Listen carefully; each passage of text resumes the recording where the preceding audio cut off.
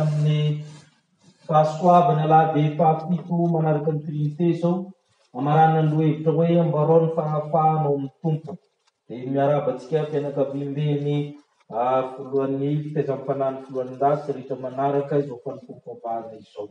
Ny salamo faraiky ambin'ny folo amby zato ovakiana miaraka ho arahan'ira fafito amby enimpolo amby zato andininy voalohany fahatelo fahaefatra no iantsotsika iderahantsika ny tompo anasantsika azy ary aorian'ny vavaka vao mipetraka isika.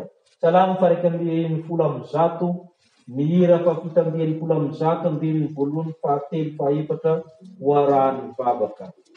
Ovakiana miaraka izany salamo izany dia salamo ampidi milaza ny fahatsarandriamanitra sy ny sony ataony ho amin'ny olona.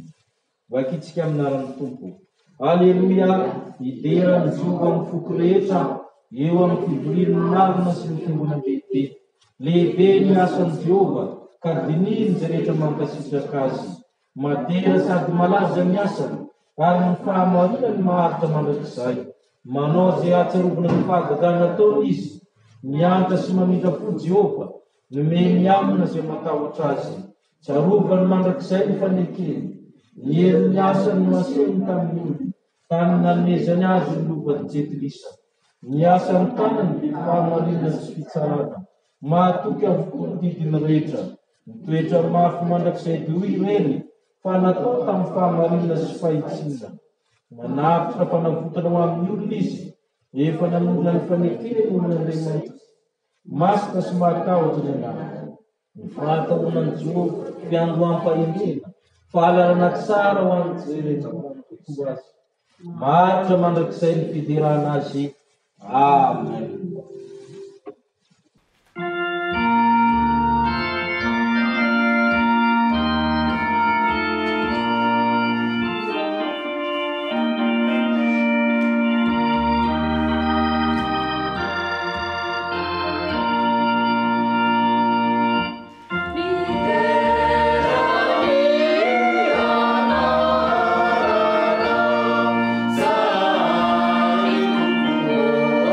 Sa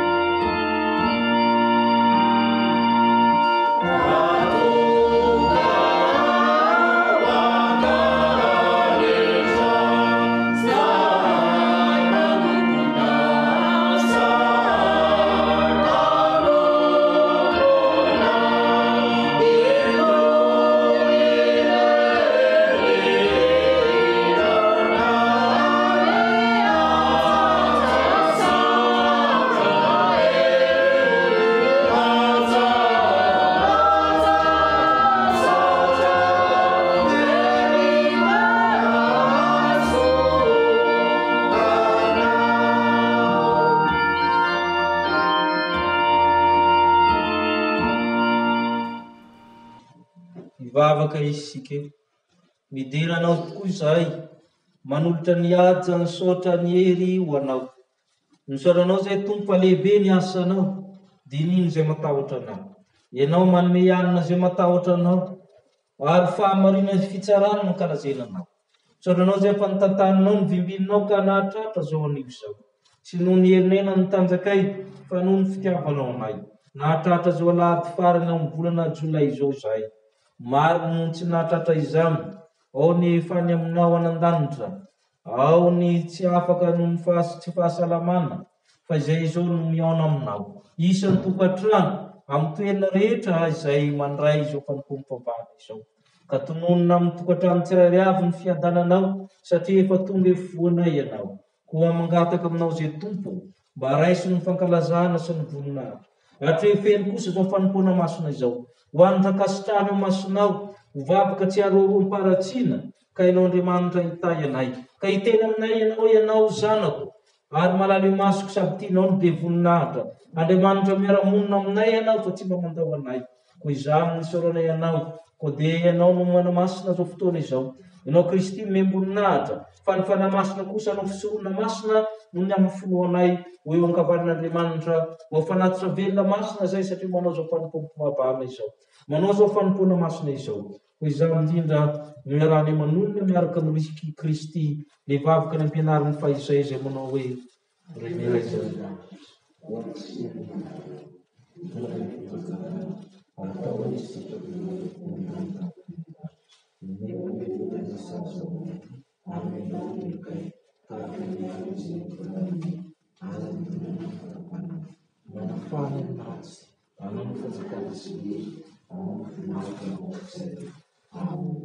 mipetraka ianareo havana hiditra amin'ny liturgia ny tenin'Andriamanitra isika amin'ira fa 9:100 ny andinin'ny voalohany sy ny faharoa, 9:100 ny andinin'ny voalohany sy ny faharoa.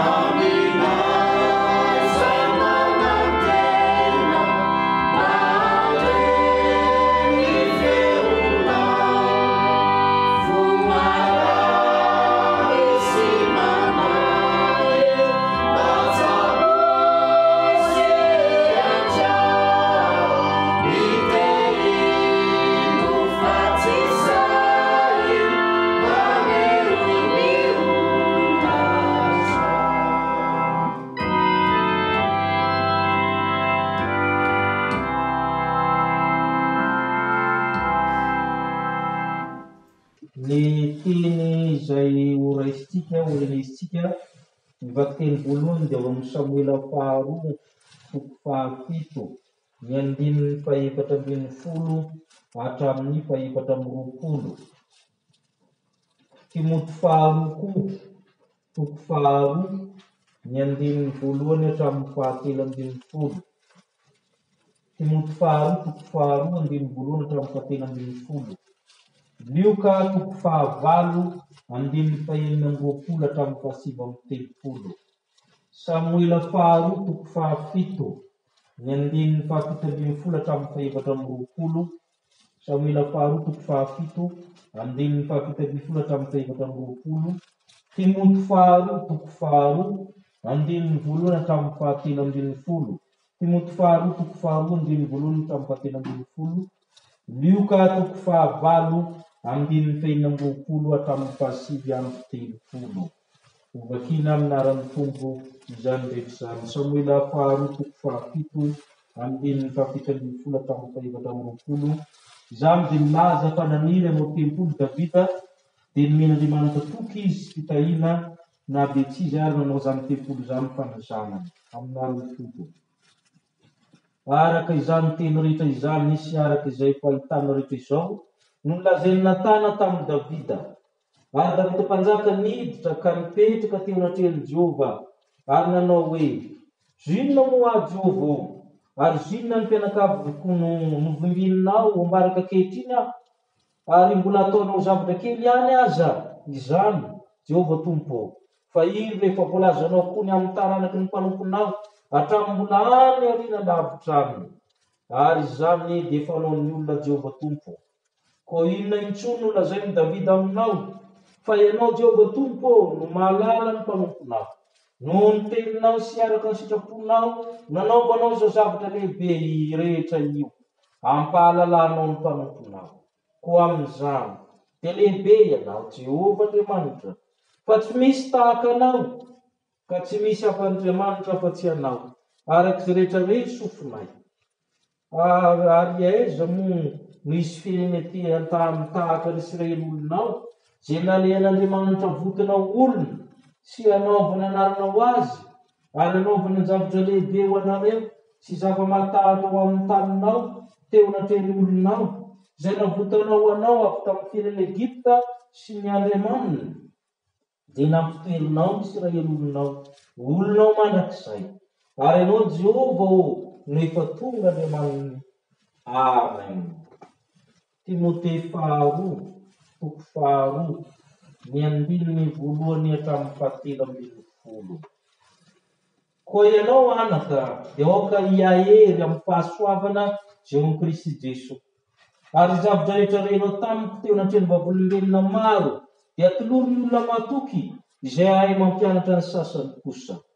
Miaritra ny mahafiamika ianao tahaka ny miaramila tsara ny Kristy Jesosy. Ny miaramila manafika tsy mba misy manombo-tena amin'ny raharan'izao fiainana izao, mba hahafaly izay nifidy azy ho miaramila. Ary raha misy manezaka amin'ny filalaovana dia tsy satroda satroboninahitra izy raha tsy manezaka araka ny lalàna. Ny mpiasa tany izay misasatra ny tokony voalohany andray ny vokatra. Dia nio izay lazaiko fa omeny tombo fahazavantsaina ny amin'ny zavatra rehetra ianao.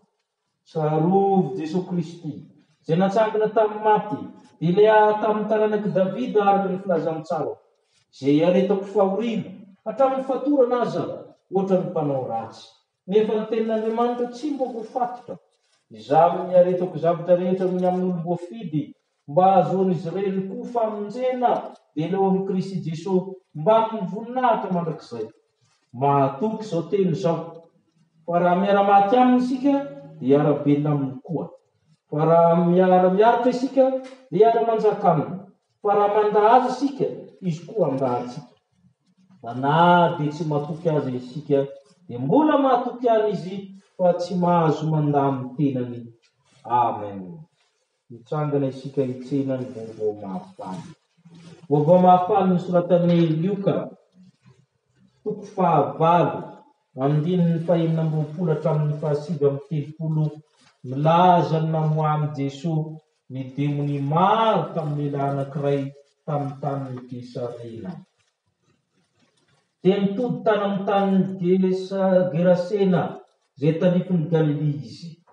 Ary nialina ankilan-tanety Jesosy dia nifanena tamin'ny lehilahy anankiray avy tao an-tanàna izay efa nanana demony. Ary efa ela izy no tsy nitafy lamba sady tsy nitoetra tao an-trano, fa teny amin'ny fasana. Fa noho nahita an' Jesosy izy dia niantso mafy sady niankohoka teo anatreny ka niteny tamin'ny feo mahery hoe: "Momba mifaninona akory zasy ianao Jesosy Andriamanitra avo indrindra? Masina masina ianao, aza mampijaly ahy."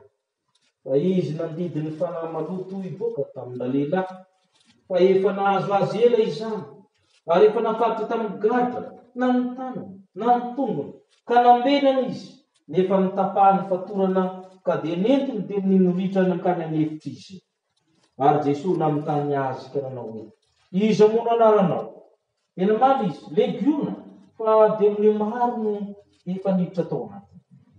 Ary nifona tamin'izy mba tsy andidiny azy ankany amin'ny lavaka tsy hitanono. Ary nisy kisoa maro andiany ray nandrasina teo tendrombohitra. Ary dia amin'iny fona taminy mba havela niditra ao anatiny. Dia mekely. Ary dia amin'ny rehefa nivoaka tamin'ilay lehilahy dia niditra tao anatin'ny kisoa. Ary ireo kisoa andiany ireo dia nitratrevatreva tamin'ny antsana ho any amin'ny farihy ka dia mafy taminy. Ary nitany mpiandry izany natao izany dia nandositra izy ka nilaza izany tao an-tanàna sy tany an-tsaha. Dia nivoaka amin'ny olona mba izany natao izany.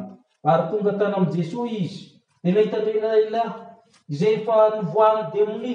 Fa ino izy nipetraka teo anilan'ny tongotra Jesosy, nitafy lamba sady ary saina dia rekitahotra ireto.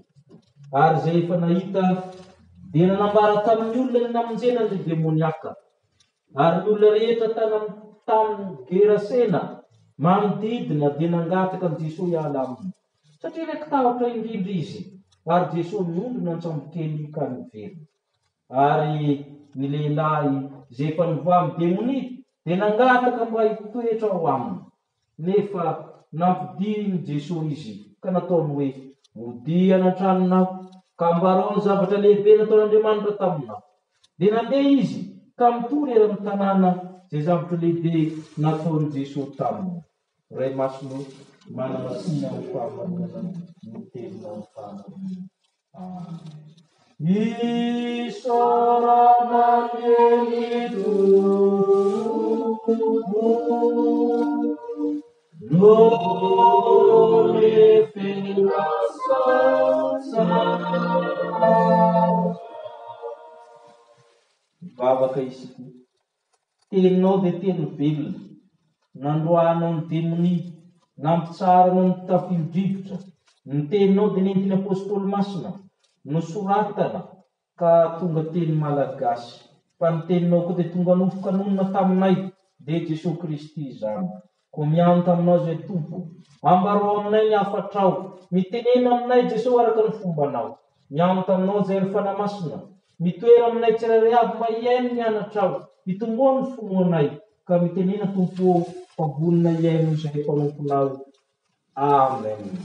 7:1 7:1 mialohan'ny emotsika ny afatra avy amin'ny tenin'Andriamanitra.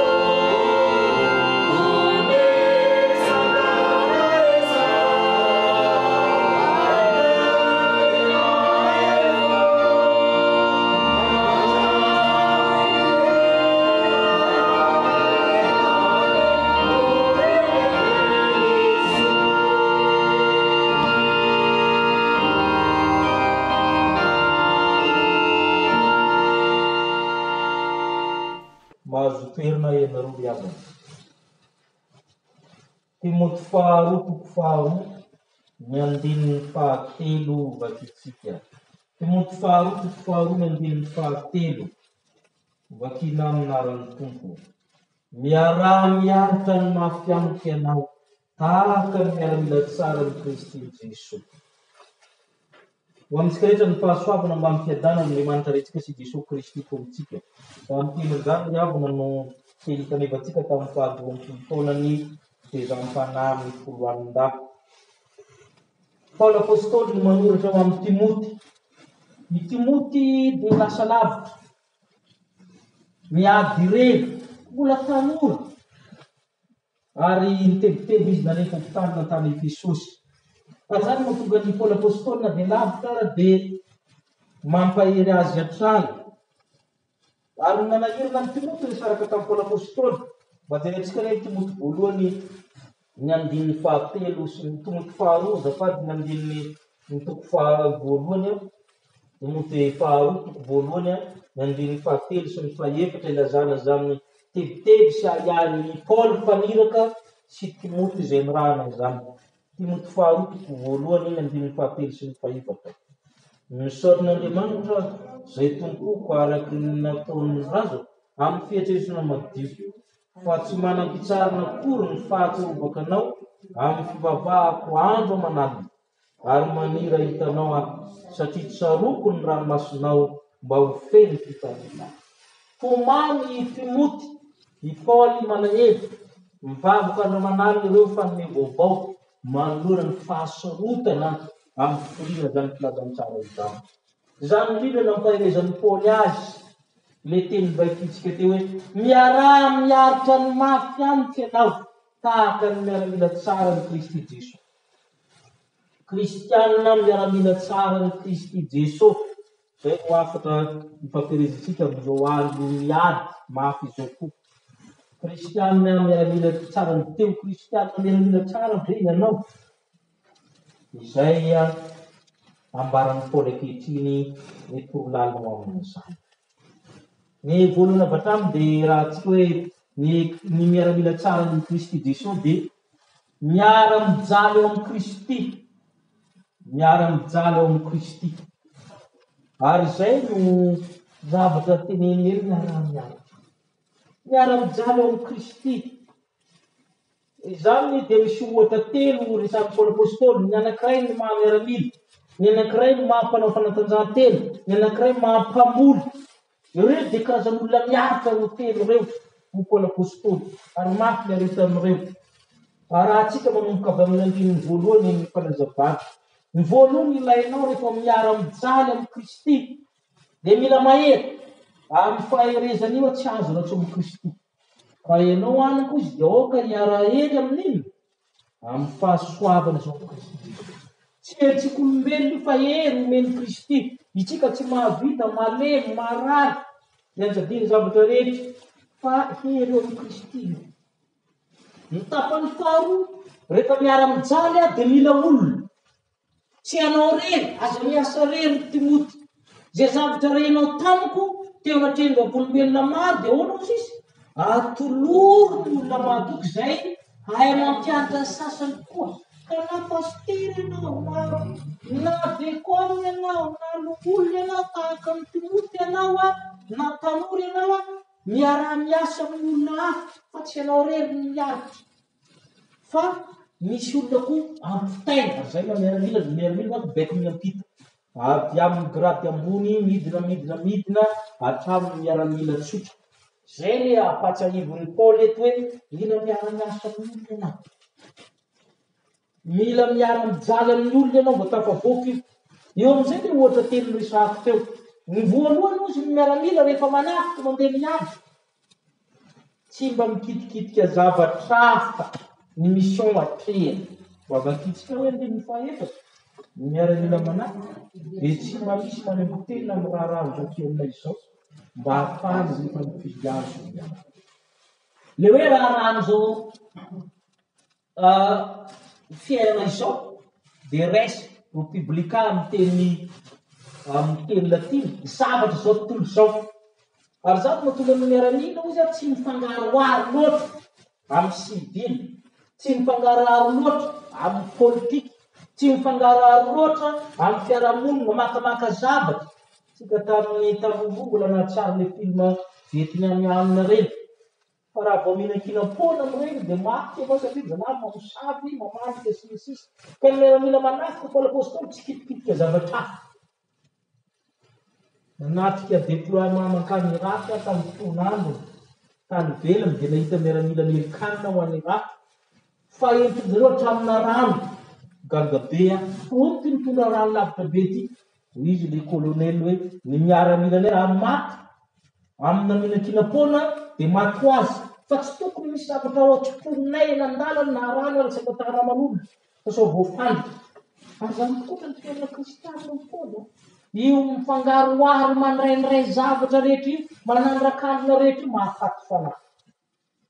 Fa ny ataony miaramila izy dia miezaka ahafaly izay mifidy azy ho miaramila, izay nandatsaka azy ho miaramila, izay mifondra azy ho miaramila, ny lehibeny. Amin'ny teny anglisy izy dia he may please is the one who enlisted him. Izany hoe izay naka azy ho miaramila, izay nirekrite azy ho miteny frantsay ho miaramila, izay ihany no teny arahany baika. Ary izay ihany ny kristiana. Mibaiko ny Kristy izay mifidy antsika ho miaramila. No ohatra faharoa ny Paoly dia misy jeux olympique sy ny jeux systémique izay nalaza tamin'ny fornandro. Jeux olympique ny grika, fa ny jeux atletika any romana. Misy fiavahany reo. Rehefa manao atlety ianao, rehefa nanao volety dia atlety tabiva izany teny grika zany. Atleta dia teny grika. Ny atleta moa izy rehefa manao lalao tsy mahazo satry voninahitra na tsy manezaka araka lalàna, visy tsipy-dalao. Raha miazakazaka anatin'ny kianjan'ny Mahamasina ianao dia anatin'ny kianja iny mihodina manao arivoletitra sy ny sisa. Fa raha ivelan'ny kianja ianao manao na mahazo voalohany ary ianao ny rapony ianao hoe ny ananaka ngody ve na mididina ny tsenan'ny Mahamasina dia nahazo voalohany. Tsy mahazo satry voninahitra tsy mahazo. Tsy mahazo satria tsy najainao hoe kianja izany milalao. Misy fanamiana tokony anaovana. Ny any grika tamin'izany fotoana tsy miakanjo mihitsy, tsy manao fitafiana amin'izay levana. Izay mihitsy ny any grika mila mifehy. Misy fitsipy-dalao arahana koa miavana amin'ny fiainana kristiana ny Paoly amin'ny Timoty. Ka raha vao tsy araka ny fitsipy-dalao ianao tsy misy antoana voninahitra. Ohatra fahatelo amin'ny fijaliana fiaraha-miaritra io dia mipiasa tany. Miasa mafy mipiasa tany. Mamaky bainga vao maraina. Zay zao ny piasa tany mamaky bainga vao maraina. Misy tsenjeriny mbola kely ny fazany. Lezimbava ny volany, vao mondonay mamono tray. Dia izay. Ka ny piasa tany ny miasa mafy ny Paoly tokony voalohany mandray ny vokotra zay tombony. Izy aloha ny mihinana le tsafo voalohany nakatsaka. Izy ny mihinana mangazo dia vao mivarotra amin'ny olona nantaka amin'izany. Tsy koa fiainana fanampim-potoana.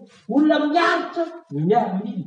Ny mpanao fanatanjahantena ary ny mpamboly. Ka ianao ny Timoty miara-mijaly amin'ny Kristy ianao. Miara-mijaly amin'ny Kristy ianao. Ary izay no tenen'ny Paoly apôstôly. Ny tenin'Andriamanitra nivakitsika teo ny Samoela dia tenin'ny olona miara-miaritra, miara-mijaly tamin'Andriamanitra Davida. Davida dia toetsika hoe mpanjaka olona tamin'izay mijaly. Atamin'ny kely, atamin'ny mandrakafitra dia afoana ny tena. Mbola kely tsika manko izy naresan'ny Goliata foana dia any mbola kely Davida zay miainga mpianjoly, solda dia manam-boninahitra dia lehibe ny miaramila. Nanton'ny mpanjaka zay mampanjaka. Tonga mpanjaka izy tsisy filaminana koa fa mizanona ary momba mpanjakana. Eto izy Andriamanitra nampanantena azy fa hita taranakao izy Andriamanitra. Ataoko mpanesatra amin'ny faly. Mpanjaka foana. Faly Davida zay nanao ny teny hoe zinona moa Jehova. Mba vakitsika ny teny fahavalambin'ny folo. Samila faharoa fahafito amin'ny fahavalambin'ny folo. Ary Davida mpanjaka niditra ka nipetraka teny an-teny Jehova ary nanao hoe zinona moa Jehova ary zinona ny mpianakaviko no nivimbinao ambaraka kelikely. Zay miara-mijaly. Inona moa aho Davida? Araka amin'ny teninao, tsy misy Andriamanitra tahaka anao. Izay Andriamanitra maka olona, miaraka amin'ny olona, miara-mijaly amin'ny olona. Efa hitako ny faharoan'ny olona tany Egipta, efa midina aho izao mamonjy azy. Sokavantsika ry avana ny Luka 5:7 izay milaza hitenin'ny Jesoa io fa tsy maintsy miara-mijaly aminy tsika. Luka 5:7 ny 7:20 hatramin'ny 7:20 tsy ho azy avaintsika fa ahatsika avy hatrany. Luka 5:7 7:20 hatramin'ny 7:20 hatramin'ny 7:20.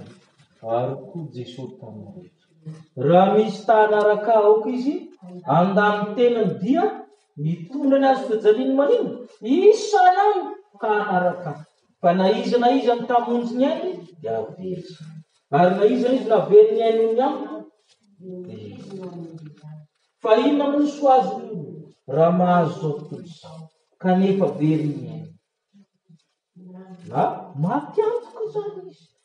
Fa na izy menatra sy ny teniko, do menatra azy kosa ny zanak'olona raha avy amin'ny voninahiny sy amin'ny rainy ary ny amin'ny avikosa. Fa lazaiko aminareo, misy sasany eto zay tsy mba nandrina fahafatesana mandrako ahitany fanjakana. Na dia mijaly ary tsika hoy Jesosy tsy ny rehetrarehetra no faty. Misy ny maty ekena zany diavolo. Malahelo tsika ny amin'ny renavana reny izay nodomany. Saingy Kristy koa ny tena miara-mijaly tsika. Fa tsy ny rehetra no faty fa misy miara-belona amin'ny Kristy dia miara-mijaly aminy. Dia manohy ny fiainana. Ka maherezy isika ho miara-mila tsara ny Kristy dia tsy maintsy miara-mijaly ny Kristy. Fa raha faharoa dia izao, miara-mandresy ao amin'ny Kristy. Miara-mandresy ao amin'ny Kristy. Miara-miaritra ny mafy amiko ianao tahaka miara-mila tsara ny Kristy Jesosy. Miara-mila tsara ny Kristy Jesosy dia miara-mandresy amin'ny Kristy Jesosy. Manomboka amin'ny fahavalo ilay sokafantsika amin'ny fomba fahavalo. Tsy maintsy miara-mandresy amin'ny Kristy. Tsarovy nataon'ny Kristy amin'ny fandreseny. Izay hitantsika mandininy fahavalo. Ahoana hozy izy? Tsarovy Jesosy Kristy izay natsangana tamin'ny maty dia ilay avy amin'ny taranaka Davida araky ny filaza. Ny filazany tsara ho Paoly dia milaza fa i Kristy izay nijaly io nandresy ny fahafatesana. Manjary misy dikany hafa ny fasiny. Zany nge ny dikan'ilay lakroa apetaka amin'ny fasiny io diavany. Fa tsy hoe plus ny dikany fa miampy foana ny mafy. Fa nandresy Kristy. Zay ny dikany azo fijaliana apetaka amin'ny fasiny na amin'ny vatapaty hoe nandresy an'io Kristy. Ka ianao koa andresy. Tsaroa Paoly tamin'ity Timoty fa nandresy Kristy. Zany mahatonga miaritra fahoriana. Na dia fatorana raha ohatra ny mpanao ratsy. Tamin'ity koa nandresy Kristy. Fa nandininy fahasivy, misy zavatra mandresy faharoa. Vakiko mitapana, dia nareo maky mitapana. Izany miaretako fahoriana. Hatramin'ny fatorana azy, ohatra ny mpanao ratsy. Nefa, ahoana hozy izy? Ny tenin'Andriamanitra tsy mba voafaty. Ny tenin'Andriamanitra tsy aza mpandeferina. Tenin'Andriamanitra tsy maintsy mandresy. Tenin'Andriamanitra tsy mba voagedy. Tenin'Andriamanitra tsy mba mihiboka. Ny tenin'Andriamanitra tsy voasarika fa velona sy mandresy. Zany koa ny farisina manara. Miara-mandresy amin'ilay tenin'Andriamanitra. Mandresy Kristy, mandresy ilay tenin'Andriamanitra. Ka noho zany ho Paoly, amin'ny andininy fahafolo koa, zany miaretako ny zavatra rehetra, noho ny amolom-boafidy mba ahazoan'izy ireny famonjena, dia leo amin'ny Kristy Jesosy. Misy farisina fahatelo ho an'izy, vakiko mitapaka. Zany miaretako zavatra miaritra ho Paoly, noho ny amolom-boafidy mba ahazoan'ireny famonjena. Mandresy koa ny voafidy. Mandresy Jesosy, mandresy ny tenin'Andriamanitra, mandresy ny voafidy. Sady mahazo famonjena ho Paoly, mahazo voninahitra mandrakizay. Zay ny tenin'ny Paoly apôstôly. Mandresitsika ao amin'ny Kristy, ny tena misy voninahitra. Ambony ny voninahitra omena ny miaramila ara-mo. Ety amin'ny tany. Ambony ny voninahitra omena ny mpanao fanatanjahantena. Teo amin'ny andro Grika ny akona sy ny Romanina. Raha vao mandresy amin'ny fanatanjahantena ianao dia heverina fa zanak'Andriamanitra demi-dieu. Ohatran'ny Hercule zay ny nanano. Ny olona mandresy dia heverina fa zanak'Andriamanitra. Safoana sady voninahitra. Tamin'izany fotoana zany misy olona naharesy bitro amin'azakazaka bitro tia lièvre. Satria ny fehtena ny olona tamin'izany fotoana zany. Ny fehtena ny olona. Ka miara-mandresy. Zay mihitsy ny sara tamin'ny Paoly apôstôly hoe lasa zanak'Andriamanitra ianao. Mpandresy tahaka ny zanak'Andriamanitra ianao. Ary zay mahatonga ny Paoly manao teny mafy ny andininy raika ambin'ny folo ny vakitsika sy ny andininy faharoambin'ny folo. Mahatoky zao teny zao. Fa raha miara-miaritra taminy isika dia hiara-belona. Raha miaritra isika dia hiara-manjaka aminy. Raha mandazy izy kosa mandazy. Tsy mahazo mandahy zay ihany ny fehefehetokana ihany ny zavatra ilain'ny Kristy. Tsy manao zavatra maro izy. Tsy mitaka zavatra sarotra amintsika izy. Fa raha maty sika miara-maty, miara-belona aminy. Ka tsy atorantsika zay ho faty. Satria tsika miara-mandresy ny fahafatesana aminy. Raha miaritra isika eto ka tsy maty fa miaritra kosa dia manino? Miara-manjaka aminy. Fa aza mandahy kosa. Misy tsy mitovy amin'ny Paoly apôstôly ny hoe mandasy dia hoe tsy matoky. Misy sabatra mila zavaina manao. Fa itsika liny fahatelo amin'ny folo Fa na dia tsy matoky azy isika, dia matoky ihany izy fa tsy mahazo mandady. Ino ny dikan'io? Indraindray tsika ho lavo, indraindray tsika ho malemy. Fa samihafa ny mandà sy ny tsy matoky. Ny mandà dia miteny hoe za tsy andeha, za tsy ilan'ny Kristy intsony, tsy mahavonjy ahy izy. Tandremina ireo ty fagadana io. Tsy nahavitra tamin'ny araiko na takazany tamin'ny Covid dia za tsy vaboka intsony zay hoe mandà. Fa ny hoe tsy mahatoky indray mba nandeha ihany rahan'ny Kristy fa mianjera teny an-dalana. Tsy vita tsara ny iraka. Ino Paoly apôstôly? I Jesosy matoky. Mamonjy izy, manavitra izy. Satria ianao tsy nandà fa nalemy. Zay izy. Ka avotany ianao. Ny mandà zany tena hala. Ny raha mandà asika dia lavo. Fa na tsy matoky ianao nalemy narefa, io tsy mahazo manary tena. Avotany foana ianao. Ary zay zavatra zay no fiaraha-mandresy amin'ny Kristy. Ndray tsy dia lehilahy anankiray izay niara-mandresy tamin'ny Kristy, Luka 4:20. Fatatsika amin'ny tantara. Fetrreto fotsiny ny fifindrahan-toerana, ny fikisarana anatin'ilay olona. Raha manao matematika zareo dia tsy mopesy intsony na translation fa similitude ny mitranga. Le rangahy ty ny voka-javatra lesantsika. Avy tamin'ny aretina nakao fahasitrana.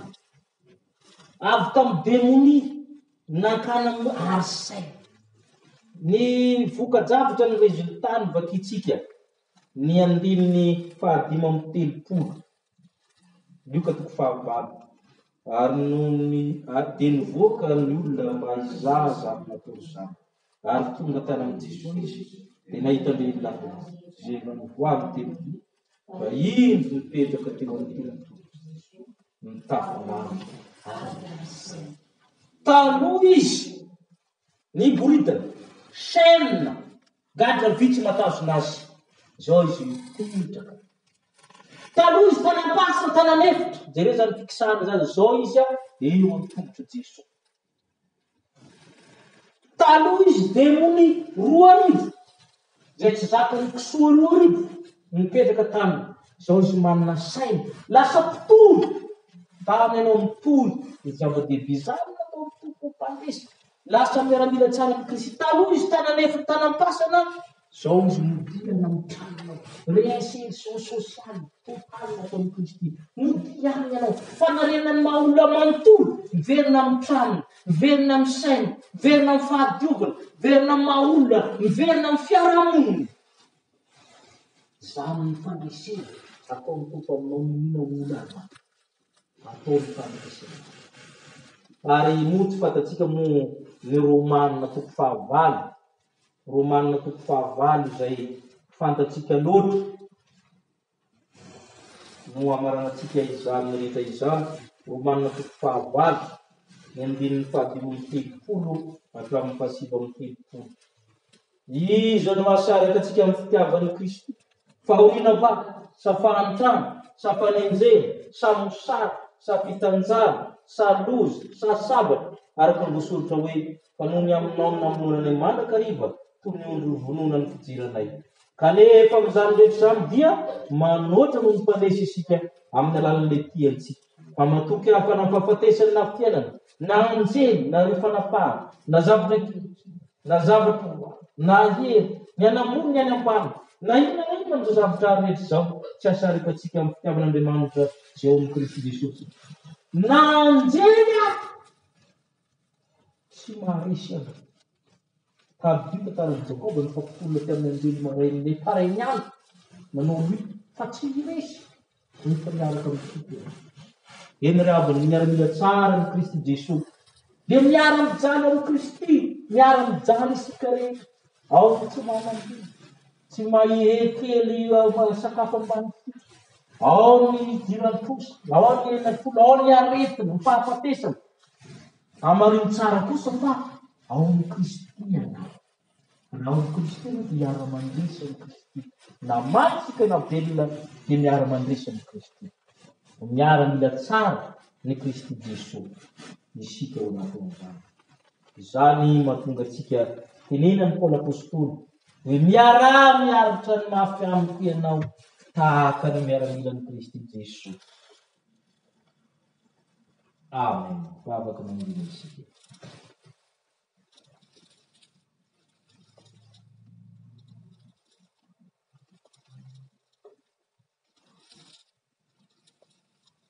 Tompo amin'ny misaotranao izay, ny amin'ny teninao, fa izay dia nifidinao miaramila tsara ny Kristy hatramin'ny nanaovana batisanay tsirairay avy. Misaotranao izay fa ny miaramila tsara ny Kristy dia miara-mijaly ny Kristy. Indrisy anefa tompo. Menomenina mandrakariva izay mifanome tsiny, manomboka amin'ny tokantrano, amin'ny arabe, hatramin'ny aina aman-jery, n'aiza n'aiza fanomezan-tsiny fanenjena. Tsy misy ny fiaraha-miombona aoriana, tsy misy ny fiaraha-miombona amin'ny ady, tsy misy ny fiaraha-miombona amin'ny fiaraha-miombona. Mamindrafo aminay mamila hevoka. Na ny fiangonana dia mizarazara ny kristianina fanenjika, tsy miara-mijaly amin'ny Kristy. Raha mijaly ny amin'ny nofo dia mijaly daholo ny tena manontolo, fa tsy hoe ny tanana ihany marary fa ny tongotra mandindika. Nefa zany ny fiainanay, maninjy dresy, manao tsindry-falava, mamindrafo aminay. Milazako ny teninao fa miara-mandresy amin'ny Kristy izay. Izay be kivy lava, mamoy fo, mandositra, ary mandano Andriamanitra mihitsy azy. Mamindrafo aminay tompo fa izay ilay tsy mahatoky tenin'ny Paoly apôstôly. Mamela amin'ny elokay, sy mitsinjo ny namana izay. Very hevitra izay, nangasiasy teo amin'ny fiainana. Sasa madio izay kely ka diovy ny fonampam-pahotana, adiny nefa nomena fanamahery izay fa tsy fanahosa. Mamindrafo aminay Andriamanitra ero izay namindra fo tamin'ny Davida. Mamindrafo aminay Jesosy Kristy ianao izay nanala ny demony maro tamin'ny aretina efa iverina tsy azo sitramina, demony mahery 2000, nefa dia nataonao teo an-tongotrao. Mba teo an-tongotrao izay Jesosy Tompo. Teo anilan'ny tongotrao izay. Te hanambara fahafanako izay. Mamindrafo aminay fanamasina. Ianao izay manome fahazavantsaina tahaka ny Paoly apôstôly milaza, dia izy lazaiko fa omeny tompo fahazavantsaina amin'ny zavatra rehetra ianao. Hazavao sainay fanamasina, ka mamindrafo aminay. Ny aminaran'ny Kristy irery aminy. Amen. 7:7, ny andininy voalohany faharoa fahatelo. 7:7, ho toy ny fifonana amin'ny andininy telo voalohany.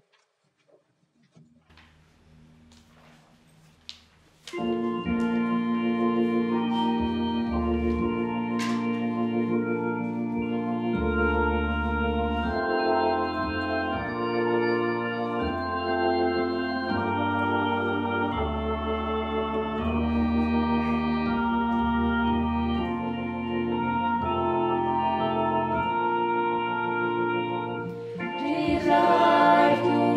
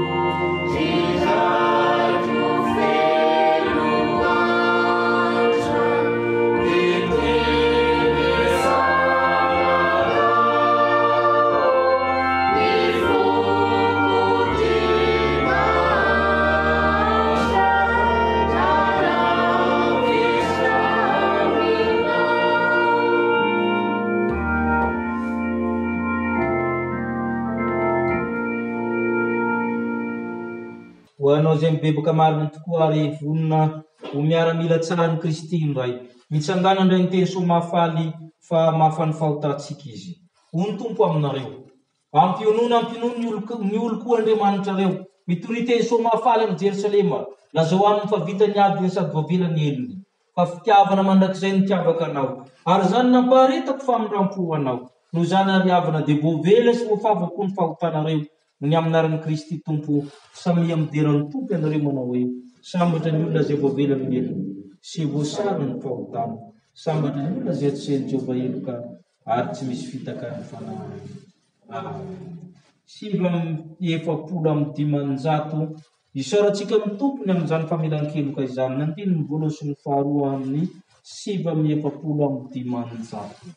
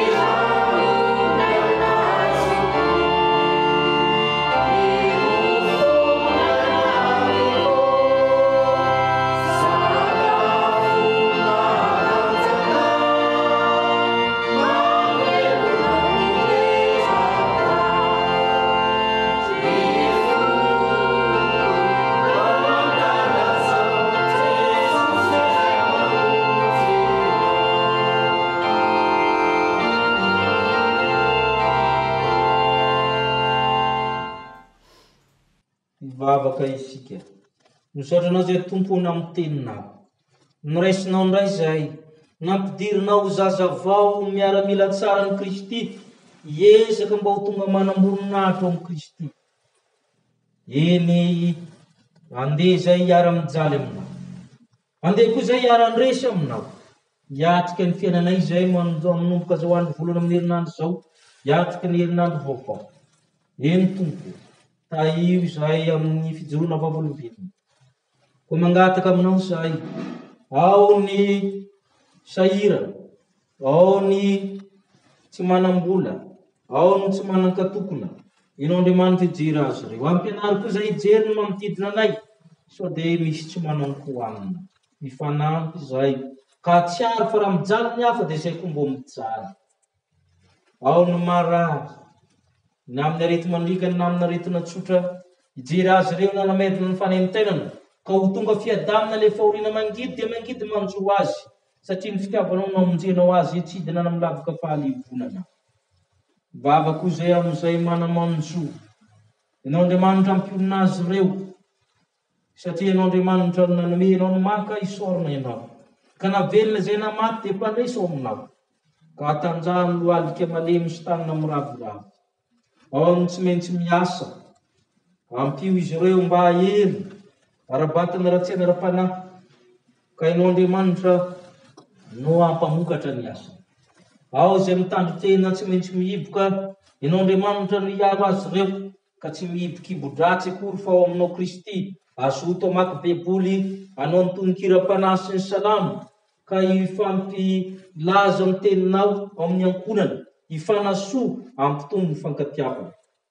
Vavaka zay ho an'ireo zay mikasa anao ratsy ankehitriny, mety ny antony fahasahiranana, mety noho ny ara-tsim-panahiny, naiza misy azy reny mba ho bitsihanao ny fanahy. Ho afahanao tahaka le azon'ny demonia izy, ka hitoetra amin'ilon'ny tongotrao. Mavoko zay amin'ny firenena, ny fiangonana, ny fiarahamonina, mba ho anjakany fandriam-pahalemana hiara-ndresy ny ratsy ao aminao. Ka no Andriamanitra mahalala zay angataminay, ohatra noho zay rehetra heverinay dia ataovy aminay satria tsy misy masaraka anay amin'ny fitiavan'i Kristy Jesosy zay ao aminao. Misaotra Tompo ao, mamy ny fitianao. Amen. Izany vavaka izany iombonantsika amin'ny ekam-pandresena dia ny fanekemponoana izany.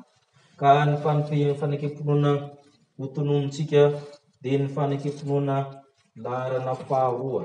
Fanekemponoana laharana faharoa ao amin'ny liturjitsika no hotonontsika ionatria amin'ny Tompo. Ny fanekemponoana nikeana izany. Isika min'Andriamanitra raitsy to, mpanao ny lanitra sy ny tany, ary ny zavatra rehetra na nita na nitsita, ary an' Jesu Kristy Tompo ray, zanaka laha tokon'Andriamanitra, nateraky ny ray tanohan'ny zao rehetra, ny mazava fa mazava, Andriamanitra tokoa avy amin'Andriamanitra, nateraka fa tsy natao, miray amin'ny zavatra rehetra. Izy ny narina zao tontolo zao, noho ny amin'ny tsikolombelona, sady ho famonjenatsika, dia nidina nampitanandanitra izy, ary nataon'Andriamanitra nofo tao amin'ny Maria Virjina ka tonga olombesy. Nombona tamin'ny azo fijaliana ho fanabotana antsika tamin'ny nanipahan'ny mpitopolato izy.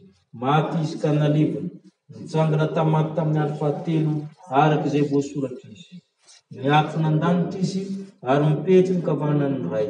Avy amin'ny avin'ny ray amin'ny voninahitra, hitsara ny velona sy ny maty, ary mandrakizay ny fanjakana. Isika mino ny fanamasina, Tompo sady mpanome aina, zay avy amin'ny ray sy ny zanaka, ka hitsaona sy ankalazaina miaraka amin'ny ray sy ny zanaka. Izy dia niteny tamin'ny vavan'ny mpaminany. Isika mino ny fiangonana iray masina, ny olona amin'ny fanambarany apôstôly, ary manerina zao tontolo zao. Isika maneky batisa ray famelan-keloka, sady manantena amin'ny fitsanganan'ny maty, ary ny fiainana mandrakizay. Amen. Mipetraka isika riavana. Tonga amin'ny fifampizarana isika ho antsika mpanefana samy Tompo rehetra. Ny fanomanam-panahy sy ny fitezam-panahy dia mitohy hatrany amin'ny mpanefana samy Tompo rehetra, na dia tsy hoe andrefana samy Tompo aza, satria ilain'ny fanahintsika izany. Valo amin'ny 750 ny andininy volony, Jehova no mpiandry ahy, tsy mba misy atahorako no raitsika mpitsanganana manomanantsika ny fanahintsika ho amin'ny Tompo. Simba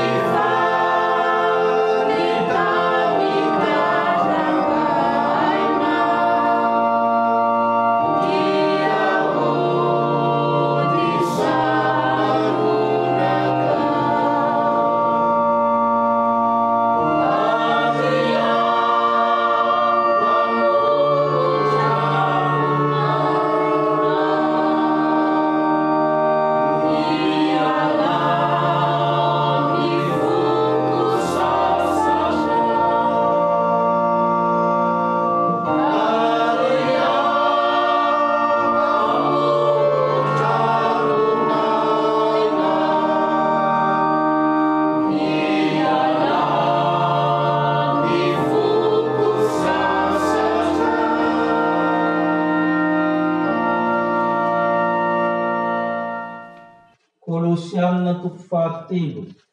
Efistily soratan'ny Paoly apôstôly amin'ny fiangonana tany Kôlôsia. Kolosianina toko fahatelo amin'ny voalohany hatramin'ny fahaefatra. Kolosianina toko fahatelo amin'ny voalohany hatramin'ny fahaefatra. Kolosianina toko fahatelo amin'ny voalohany hatramin'ny fahaefatra ho vakitsika rehetra. Koa raha miara-misantra tamin'i Kristy ianareo dia katsaho zavatra ny ambony ary amin'ny toeran'i Kristy izay mipetraka eo an-tanankavan'Andriamanitra. Saina ny zavatra ny ambony fa tsy ny zavatra ety an-tany, fa efa maty ianareo ary ny fiainanareo miara-miafy ny Kristy ao amin'Andriamanitra. Raha miseho Kristy fiainantsika dia hiara-miseho aminy koa ny voninahitra ianareo. Amen. Petraka ianareo. Itsika ho Paoly apôstôly dia efa niarana tsangana tamin'i Kristy. Itsika zany efa maty tamin'ny fahotana. Ary efa niarana tsangana koa na dia mandehandeha. Itsika zany le olombelona fa tsy faty mandehandeha. Ka rehefa mba nitsangana mafy ho Paoly mba mieritreritra zavatra nandanitra fa tsy ety an-tany ihany. Aza manao toe-tsaina ambany fotra na toe-tsaina kibo fotsiny. Saina ny zavatra nambony mba takà mba eritreretra ny fiaina an-danitra izany. Ilayntsika tiavana mieritreritra. Izy io ne tahaka amin'ny olona andeha any an-dafy. Hoe andeha toerana mbola tsy hitanao na Amerika na amin'ny Chine, alohan'ny andeha mba mieritreritra manao ahoana moa hiala amin'izany tanà, hiala amin'izany Texas, ohatra sy ny tahaka amin'izany. Ka izay no tiany Paoly apôstôly mahasoa antsika. Misy katsaho ny zavatra nambony fa tsy mety an-tany ihany, fa raha zay no sahirana. Raha ty ambony tany ihany na antenantsika ny Kristy dia manino izy? Mahantra indrindra izy. Fa efa maty ny ianareo izy. Kanefa efa velona ka miara-miafy amin'ny Kristy ny fiainanao. Tsy fantatry ny olona ny fiainanao fa fiainanao ny Kristy. Ny olona mijery anao ivelany. Tsy manino izany. Fa ianao manana fiainana anaty amin'ny Kristy. Rehefa miseho Kristy dia hita fa itsika dia mitovy ihany. Itsika dia mitovy tarehin'i Kristy. Tsara tarehy daholo isika manja daholo eo amin'ny Kristy. Fa zao tsika mbola takona amin'ity nofo ity. Ka mba eritreretra ny anambony. Ka mieritreritra na ianao ny ratsy tarehy, na biby, na takan'izany, na folokely tadio. Ao amin'ny Kristy tsisy folokely sy folobe. Fa mba mieritreritra zavatra nambony. Fa mieritreritra zavatra nandanitra. Mieritreritra amin'ny fiainao amin'ny Kristy izany izy. Fa itsika rehefa miseho izy dia miara-manambonina amin'ny Kristy. Amen. Baba. Sotranao zay tompo fa ny fanahy tsy mitsahatra mitarika anay mba hisaina amin'ny voninahitra Kristy, amin'ny fianganan'i Kristy, ny amin'ny seza toeran'i Kristy, eo ankavan'Andriamanitra iray, fa tsy variana amin'ny aretiny, variana amin'ny fiovora, variana amin'ny olana maro samihafa izay variana koa amin'ny arena sy ny fifaliana mba iray. Mampianatra anay saina zavatra nambony izay tsy fataky ny sainao. Fa zany dia mampahay, mampivoaka. Izay efa mitsangana aminao. Misaotra ny fanamasina. Nampianarina zavatra vaovao izany. Amen. Misaotra ny tompo ry avana isika na amin'izao fampivavahana izao. Misaotra n'ireo havana marobe izay niantso ny parovian'ny pastera, ny fampizary, ny fahasoavana azy, fahasitranana. Betsika ny sitrana ry havana satria betsika tsika tao amin'ny chapelle, na tsy tao amin'ny chapelle ary fa manaraka n'ity fandaharana ity marary. Fa ireny rehetrareny maro be no efa sitrana. Dia mbola mitony rojo-bavaka tsika ho an'izay marary. Mitony rojo-bavaka ho an'izay midona Paolina. Mitony rojo-bavaka ho an'izay izay sahira. Ary alefaso ny numero amin'iny champignon pro iny misy manontany atao ino. Any paster iny 032 03 006 86 andefasina ny rojo-bavaka rehetra sy ny fisorona koa satria tokony milaza koa ianao hoe misy vaovao tsara na vaovao ratsy ifampizarana amin'ny zava-dalitra. Dia mifampahely tsika miara-mijaly amin'ny Kristy tsika, tsy maintsy miara-mandresy amin'ny Kristy isika. Amen. Amarina izao fotoana izao sika sady isotra ny tompo ry havana. Telo amby efapolo amin'ny eninjato amin'ny voalohany sy ny faharoa alohan'ny tsodrano, ny fahatelo aorian'ny tsodrano hitsangana isika. O mandrosoa mba ho tena mpandresy telo amby efapolo amin'ny eninjato.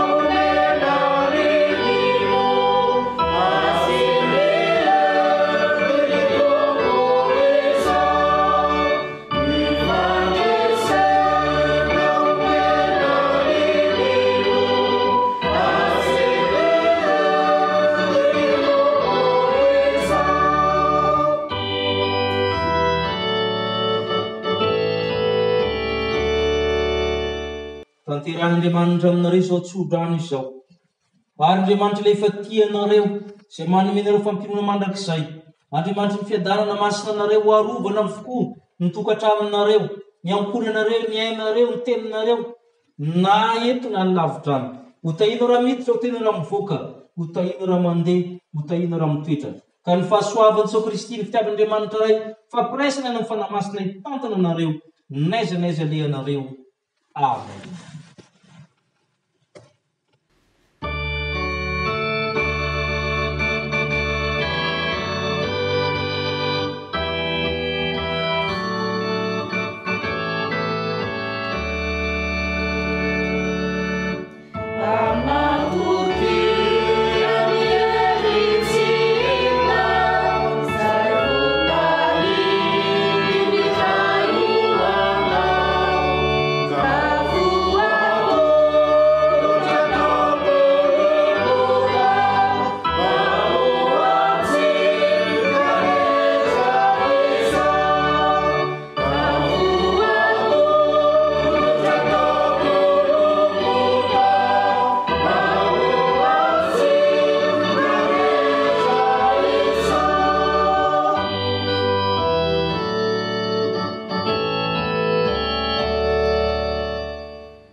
Petraka hivavaka mangina isika. Miaritra ny mafianika ianao tahaka ny miaramilan'i Kristy Jesosy. Ho an'Andriamanitra ireneny ny voninahitra amin'ny anarana sy ny Zanaka ary ny fanamasina. Amen.